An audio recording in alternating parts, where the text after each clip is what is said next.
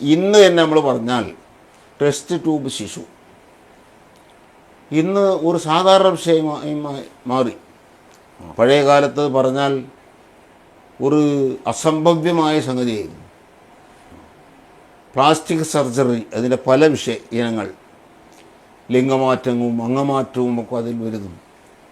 ഇങ്ങനത്തെ നിരവധി സംഗതികൾ പണ്ട് കാലത്ത് ഓർക്കാൻ പോലും പറ്റാത്തത് ഇപ്പോൾ ദൈനംദിന വിഷയങ്ങളായി മാറിയിരിക്കുന്നു. നേരിട്ട് ഇതിനെക്കുറിച്ച് പരാമർശിക്കുന്ന ആയത്ത് ഏതാണ്, ഹദീസ് ഏതാണ് എന്ന് ചോദിച്ചാൽ ഹദീസും ആയത്തും പറയാൻ കഴിയില്ല. എന്നാൽ പിന്നെ ഇസ്ലാം സമ്പൂർണ്ണമല്ല എന്ന് പറയാൻ പറ്റുമോ? ഇല്ല. ഇസ്ലാമിനെ സംബന്ധിച്ചിടത്തോളം എല്ലാം ഇസ്ലാം വിശദീകരിക്കുന്നുണ്ട്. ഖുർആൻ തന്നെ മാ ഫറത്നാ ഫിൽ കിതാബി മിൻ ഷൈഇൻ എന്നാണ് പറഞ്ഞിട്ടുള്ളത്. ഒരു സംഗതിയും നമ്മൾ ഖുർആനിൽ വിട്ടുകളഞ്ഞിട്ടില്ല, വിട്ടുപോയിട്ടില്ല. അള്ളാഹ് തന്നെ പറയാം. അപ്പോൾ പിന്നെ ഈ വിഷയം നമ്മൾ ഖുർആനിൽ കാണില്ലല്ലോ.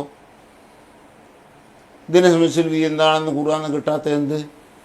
അപ്പോൾ പിന്നെ അള്ളാഹു പറഞ്ഞത് വ്യാജമായിപ്പോയോ? എല്ലാ സംഗതി ഇതിലുണ്ടെന്ന് പറഞ്ഞ്. അതല്ലെങ്കിൽ ഇങ്ങനെയൊക്കെ സംഭവിക്കുമെന്ന് അള്ളാഹുവിന് പറഞ്ഞ് അന്ന് അറിയില്ലേ? ലോകത്ത് ഇങ്ങനെയൊക്കെ വല്ലതും സംഭവിക്കാൻ പോകുന്നുണ്ട്. അള്ളാഹുവിന് അറിയാതെ വല്ലതും ലോകത്ത് സംഭവിക്കുമോ? അപ്പം പിന്നെ ഖുർആനിൽ പറഞ്ഞിരിക്കണമല്ലോ. ഖുർആനിൽ എവിടെ പറഞ്ഞു? ഈ ആശയം വരുന്ന ആയത്തുകൾ വേറെയുണ്ട്. എല്ലാ സംഗതികളും ഖുർആനിൽ നാം ക്ലിപ്പപ്പെടുത്തിയിരിക്കുന്നു. ഖുർആൻ പറയുന്ന അപ്പോൾ ഇങ്ങനത്തെ സംഗതികളൊക്കെ ഖുർആനിലുണ്ട്. പക്ഷേ അത് കണ്ടെടുക്കാൻ എല്ലാവർക്കും കഴിയില്ല. ഖുർആനിൽ കണ്ടെടുക്കണം. അതാണ് ഇമാം റാസി പറഞ്ഞത്, അഹ്കാമുകൾ ഒട്ടാകെ രണ്ട് വിധത്തിലുണ്ട്. ഒന്ന് മൻസൂസത്ത്, അത് വ്യക്തമായി ഖുർആൻ തന്നെ പറഞ്ഞിരിക്കുന്നു. രണ്ട് ഗൈറു മൻസൂസത്ത്, വ്യക്തമായി പറഞ്ഞിട്ടില്ല. പിന്നെ എങ്ങനെ അത് കിട്ടുക? അത് മുസ്തംബത്താണ്. ഇസ്തിംബാത്ത് ചെയ്ത് കിട്ടണം. ഗവേഷണം നടത്തി കൂലങ്കഷമായ ചിന്ത നടത്തി വേണം അത് കിട്ടണമെങ്കിൽ. അപ്പോൾ അങ്ങനത്തെ കാര്യങ്ങൾ എല്ലാവർക്കും കഴിയില്ല. ഖുർആൻ തന്നെ ആ കാര്യം പറഞ്ഞെടുത്ത് പറഞ്ഞത്, ഒരു വിഭാഗത്തെക്കുറിച്ച് മദീനത്തുണ്ടായിരുന്നൊരു വിഭാഗം പുതിയ വല്ല സംഭവ വികാസങ്ങളും വന്നാൽ അവരത് കൊട്ടിഘോഷിച്ച് അങ്ങാടിയിലും മറ്റും അവരുടെ ഇടയിൽ വർത്തമാനമാക്കും.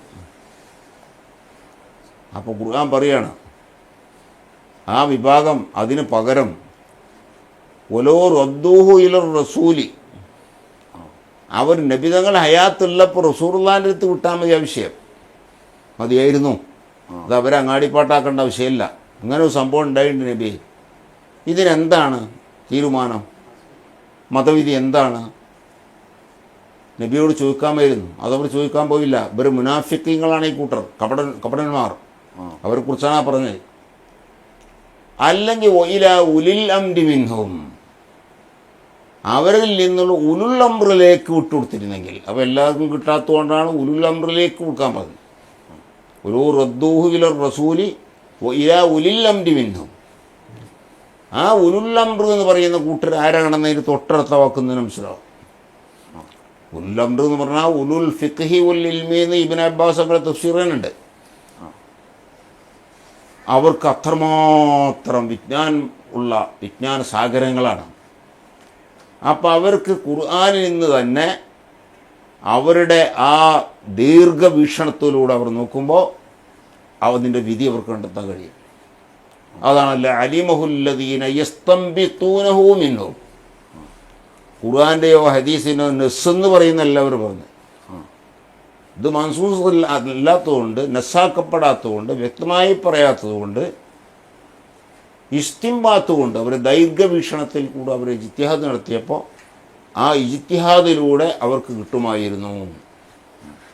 അപ്പോൾ ഇജ്തിഹാദിലൂടെ അവർക്ക് കിട്ടും, എല്ലാവർക്കും കിട്ടില്ല. അതുകൊണ്ടല്ല അലിമഹുല്ലദീന യസ്തംബിതൂനഹു മിൻഹും എന്ന് പറഞ്ഞത്. ആ ഇസ്തിംബാത്തിന് യോഗ്യരായ ആൾക്കാരെ പറ്റിയാണ് ഉലുൽ അംർ എന്ന് പറയുന്നത്. അപ്പോൾ പിന്നെ അതില്ലാത്തവർ, ആ കഴിവില്ലാത്തവർ എന്ത് ചെയ്യണം? കഴിവുള്ളവരോട് ചോദിക്കണം. ഫസ്സലു അഹ്ല ദിക്രി ഇൻ കുന്തും ലാ തഅലമൂൻ. നിങ്ങൾക്കറിയില്ല ഒരു വിഷയം എങ്കിൽ പിന്നെ നിങ്ങൾ എന്ത് ചെയ്യണം? അത് അറിയുന്നവർ അഹ്ലുദ്ദിക്ർ, അവരോട് ചോദിക്കണമെന്നാണ്. അപ്പോൾ ചില മുഫസ്സിരീങ്ങളൊക്കെ ഇതിനെ കൊടുത്തത് അഹ്ലുദ്ദിക്ർ എന്ന് പറഞ്ഞാൽ മുജ്തഹിദുകളായ പണ്ഡിതന്മാരാണ്. അറിയാത്തവരെന്ന് പറഞ്ഞാൽ മുഖല്ലിദീങ്ങളാണ്. കാരണം മുഖല്ലിദീങ്ങൾക്ക് സ്വന്തം അറിയില്ല. അപ്പോൾ പിന്നെ അറിവുള്ളവരെ സമീപിക്കുക, അവരോട് ചോദിക്കുക, മനസ്സിലാക്കുക, ഇതല്ലാതെ വഴിയില്ല. അത് ഖുർആൻ തന്നെ മറ്റൊരു ഇടത്തും ഇത് പറയുന്നുണ്ട്. പരിശുദ്ധ ഖുർആൻ ആർക്ക് ഹുദയാണ് എന്ന് പറയുന്ന സ്ഥലത്ത് പറയുന്നു, സ്വന്തമായി ചിന്തിക്കാൻ കഴിയുന്നവർ, അതിന് കഴിയാത്തവരും. രണ്ടാക്കി പറഞ്ഞു. ഒന്ന് അവർക്ക് സ്വന്തം കഴിവുള്ളവരാണ്, അവർക്ക് പിന്നെ ഹുദയാണ് പറയേണ്ടതില്ല. മറ്റൊരു കൂട്ടർ അവർക്ക് സ്വന്തം അറിയില്ല, പക്ഷേ അറിയുന്നവരെ ഇവർ അനുകരിച്ച കൂട്ടരാണ്.